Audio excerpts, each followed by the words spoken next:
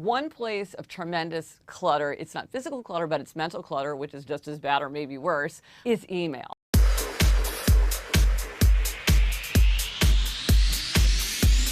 The thing about email is that it's a wonderful servant, but it's a bad master. And all of us need to think about our own approach to email.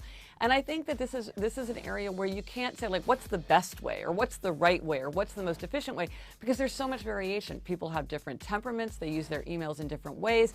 They have different kind of pressures from their job. Some people can not check their email over the weekend. Some people want to check their email every half an hour. I myself would find it much more stressful to try to completely disengage from email than I would find it relaxing. So this idea that, I should go on vacation and completely cut off, that wouldn't work for me, but maybe it would work really well for someone else. So part of it is to think about, well, what do you do and what works for you? One thing a lot of experts say to do is not to use your email as a to-do list. I always use my email as a to-do list. Like, it's super important. That's one of its most important functions for me, is to act as a to-do list. So that's advice that might work very well for someone, but maybe not for you. And so I think we have to think very carefully about how we use it. There are some things to consider. One is unsubscribe to as much as you can, as fast as you can. Anything that you don't want, unsubscribe to it, just to keep that stuff out. Really watch notifications. Do you need to be notified as much as you are? Can you talk in your office or workplace about the CC policy? Some workplaces get into a habit of just CCing everybody at all connected, and that leads to a lot of wasted time and distraction.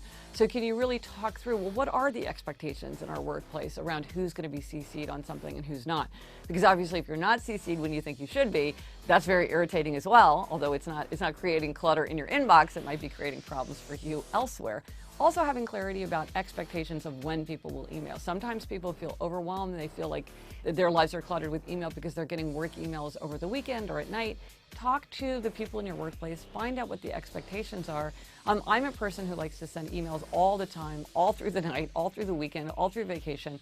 But I've learned to use delay delivery. This is a way that you can set the time that your email goes out so that I'm not inundating people with emails at times that they feel are inappropriate. I get the email kind of off my mind, and then they get it in their inbox at a time that seems appropriate, so it doesn't feel like it's encroaching on their personal time or their leisure time. So the thing about email is that it's an extremely powerful and useful tool, but we need to take command of it. We not to just, do our default behaviors or to let it wash over us, but to really think about how to use it well so that it doesn't become a source of clutter in our minds and in our inbox.